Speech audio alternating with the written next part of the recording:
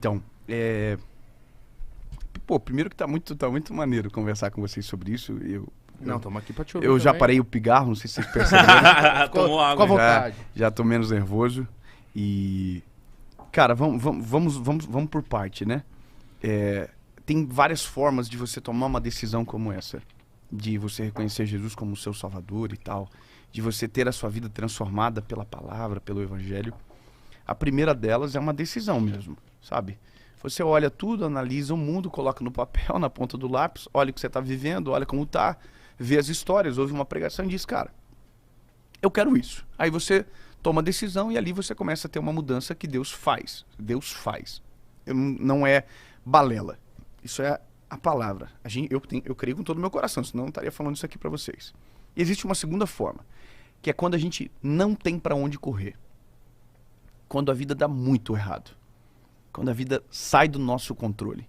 E eu vou te dizer uma coisa, cara. A maioria das pessoas toma uma decisão como essa só quando a vida sai totalmente de controle. Os lugares mais fáceis para você ganhar alguém para Jesus, e não que... Entenda por que eu estou dizendo isso para você. Num ambiente de luto, num velório, numa casa onde tem alguém doente. Esse é o lugar melhor para você ganhar alguém para Jesus. Os leitos de hospitais, todos os dias tem alguém aceitando a Jesus. Porque na cabeça dele ele não tem para onde ir. Por que isso é importante a gente saber? Porque tem gente que deixa para esse momento, sabe? Vive a vida inteira protelando. Não, um dia eu vou mudar, um dia eu vou viver isso que o Senhor quer. Porque a gente sabe de verdade, lá dentro do nosso coração, a gente sabe o que tá certo e o que tá errado. Sim. A gente sabe o que desagrada a Deus e o que não. A gente sabe, cara. A gente não é bobo, a gente sabe. Até por conta da nossa própria cultura cristã, que já nos ensina o que é certo e errado desde novinho. A gente sabe. Mas tem gente que deixa para esse momento da vida. Esse é o momento mais triste, cara. Porque é o momento onde você tem que ter muita dor. Aí naquele momento de muita dor, que foi o que aconteceu comigo. No momento de muita dor, você fala, mano, sabe de uma coisa? Chega. Eu quero viver o que Deus tem pra mim. E aí você faz uma decisão, mas aquela decisão, ela carrega tanta cicatriz, tanta ferida, que demora pra você se recuperar um pouco, sabe? Demora pra você... E às vezes nunca acontece. Às vezes é só você tomar uma decisão e você vai embora. Entendeu? Quantas que acontece isso aqui, a gente sabe? Que não dá tempo. E aqueles que não dão tempo? E aqueles que viveram a vida inteira sabendo a verdade, sabendo o que era para fazer e nunca fizeram, e que não deu tempo. A vida não deu tempo. Entende? Por isso que isso é a decisão mais importante que um ser humano pode tomar.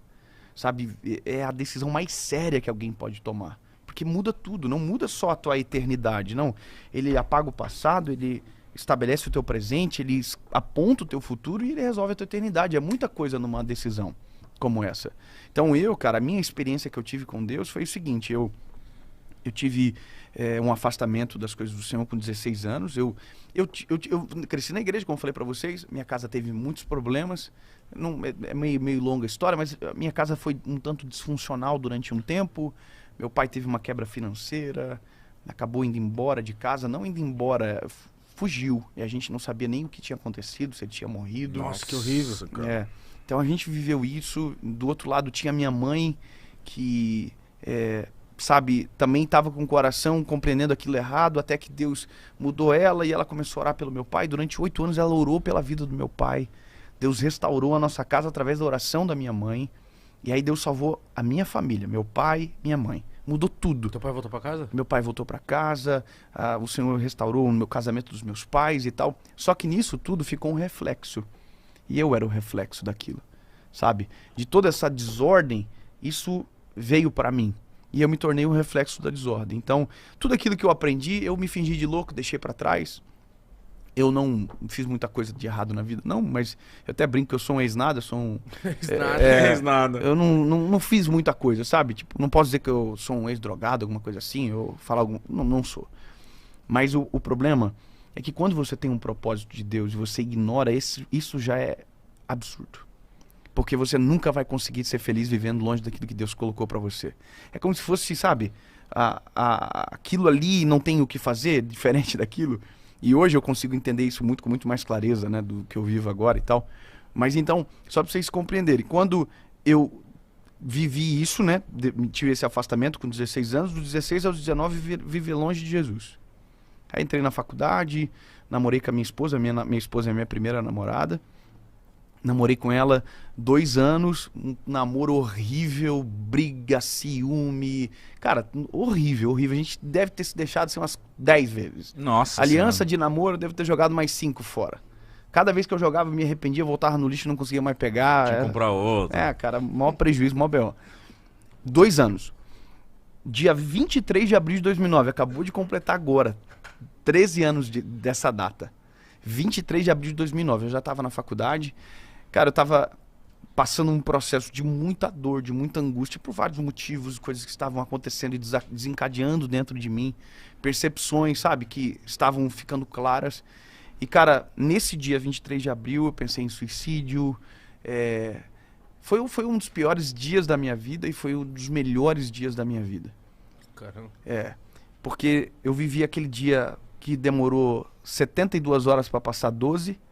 E quando chegou no final da noite, eu tentei encontrar uma igreja, porque eu precisava de uma esperança, cara, sabe? Precisava que Deus falasse comigo, eu precisava daquele momento que você teve, sabe? Eu precisava. E eu tava encurralado, eu não tinha o que fazer, não tinha para onde ir. E aí eu fui numa igreja, estava fechada, tentei encontrar um irmão que passava por mim cantando na época que eu era mais jovem. Ele ia orar num monte lá que tinha. Tentei encontrar ele porque eu queria aquele monte que ele ia orar, sabe? Eu queria isso. Eu também não encontrei, e aí eu fui para casa. Cheguei na minha casa, passei pelos meus pais desapercebidos, fui pro meu quarto, dobrei o joelho no cantinho da cama e fiz a oração mais sincera da minha vida. Sabe, a oração que eu briguei com Deus, sabe? Que eu falei com o meu coração rasgado. Senhor, eu vou morrer, eu não tenho esperança, minha vida é uma tragédia. Se o Senhor não entrar com providência, se tem uma palavra, se existe realmente aquilo que o Senhor falava comigo lá atrás, se é verdade, eu preciso que o Senhor fale comigo, senão eu vou fazer uma besteira. Cara, assim, um choro, um desespero, uma oração muito dolorida. E aí eu me lembro, cara, que eu me lembrei de uma Bíblia que estava no quarto da minha mãe, que era do meu avô. Eu fui lá, peguei a Bíblia, voltei pro quarto. E aí falei, Jesus, é só dessa forma que o Senhor vai poder conseguir falar comigo, no sentido, né, que eu preciso e tal. E aí eu falei, fala comigo, Senhor. Eu peguei a Bíblia assim e abri. Abri Salmo 116. Amo ao Senhor porque Ele ouviu a minha voz e a minha súplica, porque inclinou para mim os seus ouvidos, porquanto invocá-lo enquanto viver. Cordéis da morte me cercaram, angústia do inferno se apoderaram de mim. Encontrei angústia e tristeza e disse, ó Senhor, livra minha alma. Misericordioso é o Senhor, justo Ele é, Ele salva. Cara, mano, eu caí num choro, comecei a agradecer a Jesus e falei, Senhor, se o Senhor está aqui mesmo, eu preciso que o Senhor fale comigo de novo. Aí fechei a Bíblia e abri. Isaías 60. Levanta-te e resplandece, porque já vem a tua luz e a glória do Senhor vai nascendo sobre ti. Cara, nossa. Ali eu tomei a melhor decisão da minha vida. Falei, Jesus, eu creio que o Senhor está falando comigo. A partir de agora nunca mais vai ser da mesma forma. Entra no meu coração, muda a minha história de verdade e tal. E cara, foi tão radical o que Deus fez comigo, que no outro dia, sem brincadeira, eu era outro Dave. Mudou tudo, cara, mudou tudo. É a peça que faltava. Mudou tudo. No meu namoro, que era uma tragédia, o Senhor consertou, me fez entender o que estava errado, mudei tudo. Tanto é que eu casei com a minha esposa, nós temos 3 filhos e a gente já está 12 anos casado, 11 anos casado. Então, aquilo ali mudou a minha vida para sempre.